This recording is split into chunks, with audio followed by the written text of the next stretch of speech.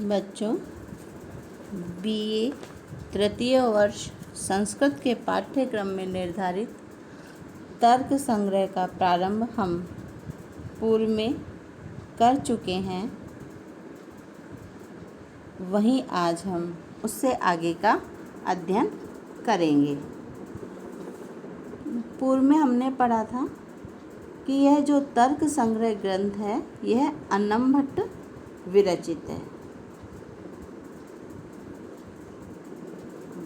यह जो ग्रंथ है वह वैशेषिक दर्शन का ग्रंथ है। वैशेषिक दर्शन के प्रणेता कणाद को माना जाता है। अन्नम भट्ट ने तर्क संग्रह की समाप्ति पर वैशेषिक दर्शन के लिए कणाद शब्द का प्रयोग किया है। कणाद न्याय मतयोर बाल व्युत्पत्ति सिद्धये अन्नम भट्टेन विदुषाम रचितः तर्क संग्रह। कहीं कहीं उलूक को भी वैशेषिक दर्शन का प्रणेता माना गया है, किंतु परंपरानुसार यह प्रसिद्धि है कि स्वयं भगवान शिव ने उलूक का रूप धारण कर कणाद को इस दर्शन का उपदेश किया था। इसीलिए इसे औलूक्य दर्शन भी कहा जाता है। तपस्विने कणाद मुनिये स्वयं ईश्वर उलूकधारी प्रत्यक्षी भूम पदार्थ षट्कम उपदिदे शेत्यतिहयम् श्रूयते। श्री D.R. भंडारकर भी उलूक और कणाद को अभिन्न मानते हैं। वायु पुराण में सोम शर्मा के 4 पुत्रों का उल्लेख प्राप्त होता है। मोक्षो धर्मस्तथा अर्थश्च कामश्चेति चतुष्टयम् तस्माद्वेत्ता च वैद्यं च चतुर्धा वै भविष्यति। भूतग्रामाश्च चत्वार आश्रमाश्चतुरस्तथा धर्मस्य पादाश्चत्वारश्चत्वारो मम पुत्रकः अक्षपादः कणादश्च उलूको वत्स एव च। भंडारकर केवल 3 पुत्र ही मानते हैं, अक्षपाद, कणाद और वत्स। उलूक अक्षपाद का दूसरा नाम स्वीकार करते हैं। वायु पुराण के अनुसार महेश्वर के सभी अवतारों में 4 पुत्रों का उल्लेख है। इसलिए यह तो नहीं कहा जा सकता कि ये 4 नहीं 3 ही पुत्र थे, किंतु परंपरा अनुसार यह स्पष्ट प्रतीत होता है कि वैशेषिक दर्शन के प्रणेता कणाद ही थे, जिन्हें उलूक रूपधारी शिव ने उपदेश दिया हो। इसलिए यह औलूक्य शास्त्र के रूप में उसी प्रकार प्रसिद्ध है जैसे पाणिनि व्याकरण के 14 माहेश्वर सूत्र कहलाते हैं। जो 14 सूत्र हैं वह माहेश्वर सूत्र के नाम से प्रसिद्ध हैं।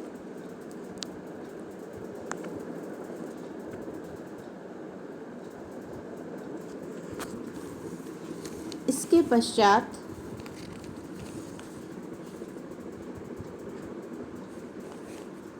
वैशेषिक दर्शन की जो तत्व मीमांसा है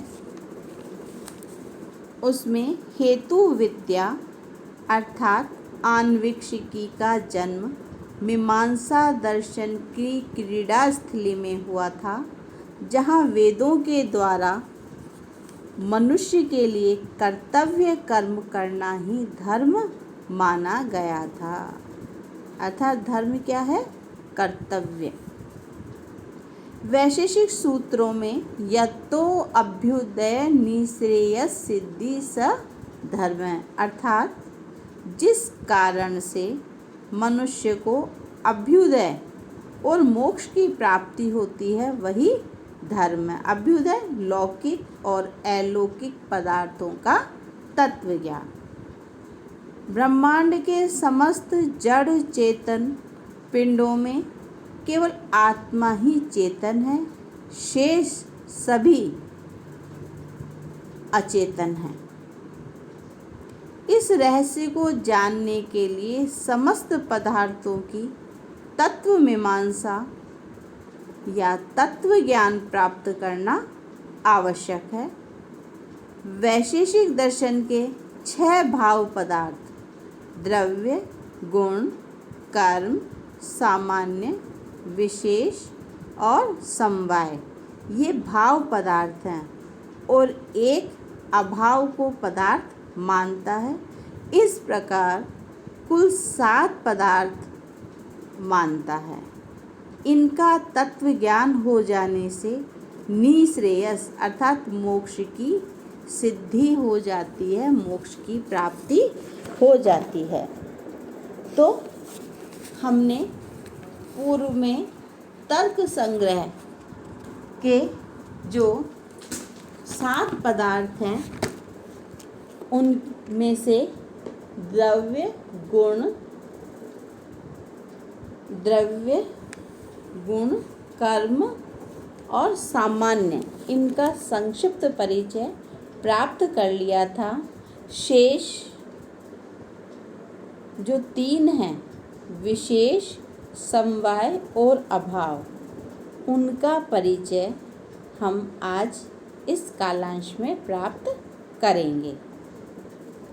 तो विशेष का लक्षण है नित्य द्रव्य वृत्तयो व्यावर्तकः विशेषः, विशेषास्तु अनंता एव, अर्थात नित्य द्रव्यों में रहने वाले एवं भिन्नता बताने वाले विशेष होते हैं। विशेष जो नित्य द्रव्यों में रहने वाला है यह असंख्य है अर्थात अनंत है।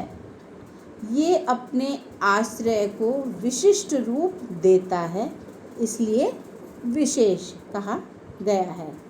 इस विशेष का मूल लक्षण व्यावर्तकः अर्थात भेद प्रतीति कराने में जो सक्षम है वही विशेष है। इसे स्वतो व्यावर्तक, स्व का स्व से भेद अर्थात आप ही आप विभेद करने वाला स्वतो व्यावर्तक भी कहते हैं। विशेष का आश्रय नित्य द्रव्य होते हैं। नित्य द्रव्य पृथ्वी, जल, तेज, वायु और आकाश। पृथ्वी, जल, तेज और वायु के परमाणु अनंत हैं, अतः इनके विशेष भी अनंत हैं। काल व दिशा अभिन्न एवं एक एक है, अतः भेद की आवश्यकता ही नहीं है। भेदक विशेष की भी यहाँ आवश्यकता नहीं है। जीवात्माओं और उससे संबद्ध मनों का भेद अपने अपने संस्कारों एवं अदृष्ट आदि गुणों के आधार पर ही हो जाता है, अतः इनके भेद के लिए किसी विशेष की आवश्यकता ही नहीं रहती। इसलिए जीवात्मा आदि विशेष के आश्रय नहीं है। मीमांसा, वेदांत आदि दर्शनों में विशेष नामक पदार्थ नहीं माना जाता। कणाद ने ही सर्वप्रथम विशेष को स्वीकार किया है और इसलिए इस दर्शन का नाम वैशेषिक दर्शन है। एक विशेष का दूसरे विशेष से भेद स्वयं विशेष के द्वारा ही होता है, इसलिए विशेष को स्वतो व्यावर्तक कहते हैं। विशेष की कल्पना सामान्य से विपरीत है। सामान्य भिन्न भिन्न व्यक्तियों के एक श्रेणीबद्ध होने का कारण यदि सामान्य है तो इसके विपरीत विशेष एक श्रेणी के समान गुण वाले व्यक्तियों के पारस्परिक विभेद को सिद्ध करने वाला पदार्थ विशेष है। इसके पश्चात छठा पदार्थ समवाय नित्य संबंधत्वम समवायत्वम। समवाय संबंध नित्य संबंध को कहते हैं। यह एक ही है। यह अयुत सिद्ध अर्थात परस्पर अविनाभूत वस्तुओं में रहता है। अयुत सिद्ध ययोर मध्ये एकम अविनश्यद परा आश्रित एव अवतिष्ठते तावत अयुत सिद्धौ। अर्थात जिन दो पदार्थों में एक वस्तु नष्ट न होते हुए दूसरी वस्तु के आश्रित रहे, उन दोनों को अयुत सिद्ध कहते हैं। इन दोनों वस्तुओं में आश्रय संबंध होता है, अर्थात एक वस्तु के आश्रय में दूसरी वस्तु आश्रित रहे, इसी को अविनाभाव संबंध भी कहते हैं। अब अविनाभाव संबंध आदि के विषय में जब हम समवाय संबंध के विषय में विस्तृत जानकारी प्राप्त करेंगे तब वहाँ इसका अध्ययन करेंगे। यहाँ हमने समवाय संबंध का संक्षिप्त जानकारी प्राप्त की है। इसके पश्चात सातवां पदार्थ अभाव। अभाव का लक्षण है भाव भिन्नत्वम अभावत्वम अथवा प्रतियोगी ज्ञानाधीन ज्ञान विषयत्वम। अर्थात भाव से भिन्न जो है वही अभाव है, अथवा प्रतियोगी ज्ञान के अधीन ज्ञान का विषय होना अभाव है। प्रतियोगी जिसका अभाव होता है। अन्नम भट्ट ने अभाव 4 प्रकार का माना है, जिसमें पहला प्राग भाव, दूसरा प्रध्वंसा भाव, तीसरा अत्यंता भाव और चौथा अन्योन्या भाव। यहाँ प्राग भाव अर्थात प्राग में पूर्व में, तो पहले न होना। प्राग यानी पूर्व में, अभाव यानी न होना, तो प्राग भाव पहले न होना। दूसरा प्रध्वंसा भाव, प्रध्वंस यानी नष्ट हो जाने के पश्चात उसका अभाव, तो नष्ट हो जाने के कारण न रहना प्रध्वंसा भाव कहलाता है।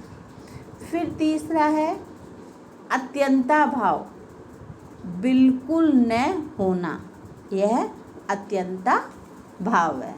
और चौथा है अन्योन्या अभाव, अर्थात एक का दूसरे में न होना। अन्योन्या अभाव अर्थात परस्पर एक का दूसरे में न होना ही अन्योन्या भाव होता है। तो इस प्रकार हमने श्रीमद् अन्नम भट्ट विरचित तर्क संग्रह ग्रंथ में जो सप्त पदार्थ हैं, उन सप्त पदार्थ अर्थात 7 पदार्थों के विषय में संक्षिप्त जानकारी प्राप्त की है। अब हम अपनी अग्रिम जो क्लास होगी उसमें इसकी विस्तृत व्याख्या का अध्ययन करेंगे। तब तक धन्यवाद।